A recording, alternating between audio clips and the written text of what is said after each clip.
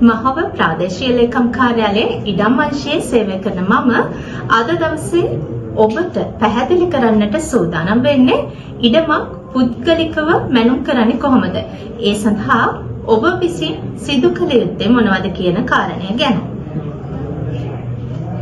සින්නක්කර ඉඩමක් එහෙම නැත්නම් පළවෙනි ඉඩමක් මනින්නට ප්‍රාදේශීය මහලේකම්තුමන්ගේ අවසරය ලබා ගැනීම අවශ්‍ය වෙන්නේ නැහැ.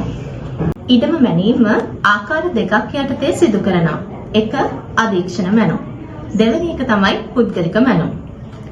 ගම මැනීමක් සිදු කර නැති අවස්ථාවක ඉඩම් කට්ටි අංකය, ඉඩමේ ප්‍රමාණය, ගම් පිඹුරට ඉඩම් විස්තර ලයිස්තුවට ඇතුළත් කර ගන්නට නම් ඔබ විසින් සිදු කළ යුතු වන්නේ අධීක්ෂණ මැනුමක් සිදු කිරීම. එය බලපත්‍ර ඉඩමකටත් දීමනාපත්‍ර ඉඩමකටත් පොදුයි. අධීක්ෂණ මැනුම සිදු කළ යුත්තේ රජයේ මිනින්දොරු දෙපාර්තමේන්තුවේ අධීක්ෂණයේ යටතේ බලලත් මිනින්දොරු මහතෙකු විසින්. විශේෂයෙන් මැන නැති බලපත්‍රයකට දීමනාපත්‍රයක් සකස් කරනවා නම් අනිවාර්යයෙන්ම ගම් මැනුමක් සිදු කළ යුතුයි. එහෙමත් නැත්නම් මිනින්දොරු දෙපාර්තමේන්තුවට ගෙවීමක් සිදු කරලා Tamanගේ ඉඩම සඳහා අධීක්ෂණ මැනුමක් සිදු කළ යුතුයි. පුද්ගලික මැනුමක් කරලා ඉඩමකට දීමනාපත්‍රයක් සකස් කිරීමේ හැකියාවක් නැහැ. ඉඩමක් පුද්ගලික මැනීමක්. ඒ කියන්නේ මොකක්ද?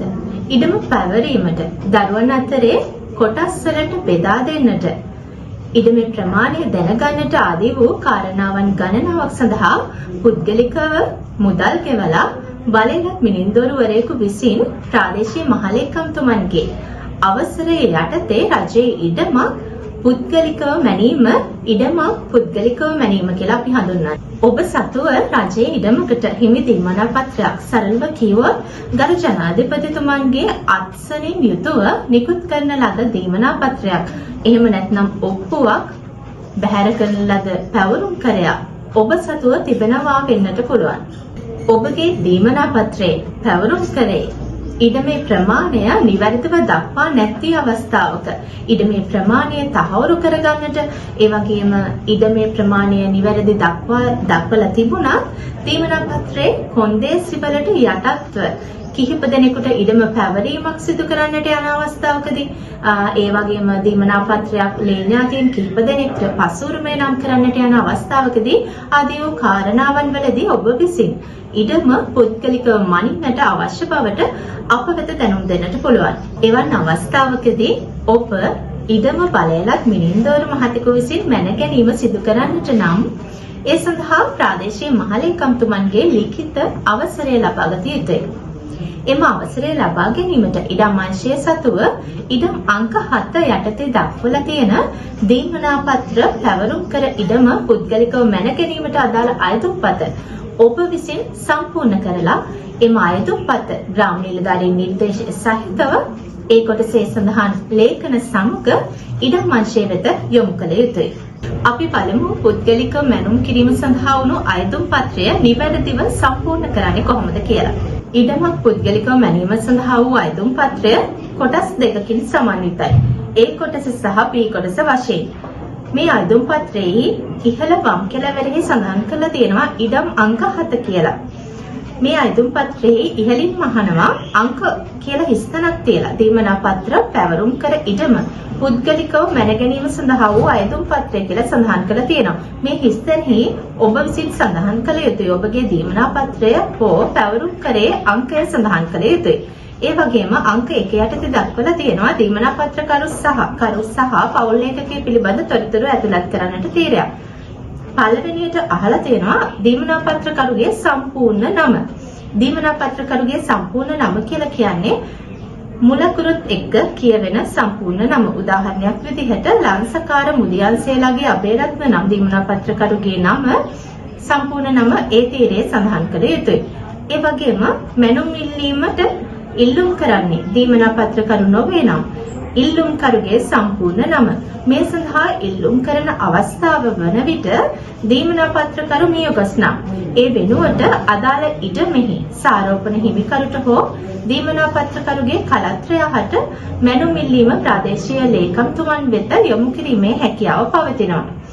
ඒ වගේම 2022 චක්‍ර ලේඛය යටතේ ඉඩම භුක්ති විඳිනු ලබන පුද්ගලයාටද මේ මැනුම් ඉල්ලීම යොමු කිරීමේ හැකියාව පවතිනවා. ඒකේ 3 යටතේ සඳහන් කරලා තියෙනවා ඉල්ලුම්කරු දීමනා පත්‍රකරුට ඇති සම්බන්ධතාවය. ඉල්ලුම්කරුට ඇති සම්බන්ධතාවය මේ තීරයේ සඳහන් කරන්න. ඒ වගේම දුරකථන අංකය, ඉල්ලුම්කරුගේ ලිපිනය, ජාතික හැඳුනුම්පත් අංකය, ඉඩම මැන ගැනීමට අවශ්‍ය කාරණය ඔබ විසින් සඳහන් කළ යුතුයි. ඔබ ඉඩම මැන ගන්නට අවශ්‍ය කාරණය. ඉඩම මැන ගැනීමට අවශ්‍ය වන්නේ ඔබට ඉඩම බෙදා වෙන් කර ගන්නට වෙන්න පුළුවන්. එහෙම නැත්නම් ඉඩමේ ප්‍රමාණය තහවුරු කර ගන්නට වෙන්න පුළුවන්. මායිම් නිරවුල් කර ගන්න වෙන්නට පුළුවන්. ඒ වගේ අවස්ථාවන්වලදී ඔබ ඉඩම මනින්නට හේතුව මෙතනදී පැහැදිලිව සඳහන් කරන්න. ඒ වගේම අංක 1 8 යටතේ දක්වලා තියෙනවා මායිම් වල පිහිටි ඉඩම් හිමියන්ගේ එකඟතාවය. ඔබගේ ඉඩමට උතුරින්, නැගෙනහිරින්, දකුණින්, බටහිරින් කියන මායිම් 4 යම් පුද්ගලෙක් පදිංචිව සිටිනවා නම් ඔබ මේ ඉඩම මනිනවා නම් ඒ අයගේ එකඟතාවය අනිවාර්යෙන් අවශ්‍ය වෙනවා. ඒ අයගේ එකඟතාවය අපි බලාපොරොත්තු වෙන්නේ මේ ඉඩම මැනීමේදී සිදුවන ආරවුල් ගැටලුකාරී තත්ත්වයන් මගහරවා ගන්නට. එෙහිදී පුද්ගලයාගේ නම, ස්ථීර ලිපිනය සහ ඔවුන්ගේ අත්සන ලබා ගැනීමට අවශ්‍ය වෙනවා. අයිදුම්පතේ අංක 2 යටතේ ඉඩම පිළිබඳ විස්තර ඔබට සඳහන් කරන්නට තිබෙනවා. එෙහිදී අංක 1 යටතේ ඉඩමේ සම්පූර්ණ ප්‍රමාණය අහනවා.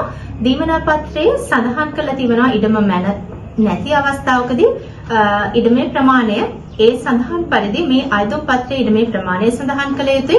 ඉඩමේ ස්වභාවය, ඉඩම ගොඩ ඉඩමක්ද, මඩ ඉඩමක්ද, ඒ වගේම ඉඩම පිහිටි ග්‍රාම නිලධාරී වසම මොකක්ද, ඉඩම මැන ඇතනම් කැබලි අංකය දීමනා පත්‍රයේ සඳහන් කරලා තියෙනවා. ඒ කැබලි අංකය සඳහන් කරන්න ඔබ විසින් කටයුතු කළ යුතුයි. ඒ වගේම ඔබ මේ අයදුම් පත්‍රය ලබා දෙන දිනය අනිවාර්යෙන් සඳහන් කරලා ඔබගේ අත්සන, ඉල්ලුම්කරුගේ අත්සන මේ අයදුම් පත්‍රයේ ඒ කොටසේ සඳහන් කරන්නට අනිවාර්යෙන් වග බලාගත යුතුයි. ඒ වගේම අංක 3 යටතේ දක්වලා තියෙනවා මිලින්දෝරු මහතාගේ ප්‍රකාශය. මෙහිදී ඔබ විසින් ඉඩම පුද්ගලිකව මනින්නට සූදානම් වන්නේ ඔබට කැමති මිලින්දෝරු මහතෙකු විසින්. ඒ මිලින්දෝරු මහතා විසින් මේ අයදුම් පත්‍රයේ මේ කොටස සම්පූර්ණ කරගෙන මිලින්දෝරු මහතාගේ අත්සන සහ නිල මුද්‍රාව තබාගෙන මේ අයදුම් පත්‍රය අප වෙත ලබා දිය යුතුයි. අයදුම් පත්‍රයේ තොරතුරු වල නිර්වද්‍යතාවය සහ ලේඛනවල නිර්වද්‍යතාවය පරීක්ෂා කරලා බලලා ප්‍රාදේශීය ලේකම්තුමන්ගේ අනුමැතිය ලැබෙනවා නම් ඉඩම මනින්නට අවසර ලිපිය පිටපත් 3ක් සහිතව අපි ඔබට ලබා දෙනවා. ඉඩම් අංක 7 යටතේ සඳහන් මේ අයදුම් පත අපගේ ඉඩම් අංශයට පැමිණිලා හරි ඔබගේ පහසුව සඳහා මහ ප්‍රාදේශීය ලේකම් කාර්යාලය විසින් ඔබ වෙත හඳුන්වා දී ඇති බොට් මාස්ටර් ඇප් එක මගින් ඔබට මේ අයදුම් පත භාගත කිරීමේ හැකියාවක් පවතිනවා. ඔබට මේ සම්බන්ධයෙන් තවදුරටත් ගැටලු පවතිනවා නම් ඒ පිළිබඳව ඔබට අවශ්‍ය තොරතුරු ලබා ගන්නට ඉඩම් අංශය 0377 22 75 269 අපගේ දුරකථන අංකයට කතා කරන්න. ඔබ වෙනුවෙන් සේවය සපයන්නට නිරන්තරයෙන් අපි සූදානමින් සිටිනවා.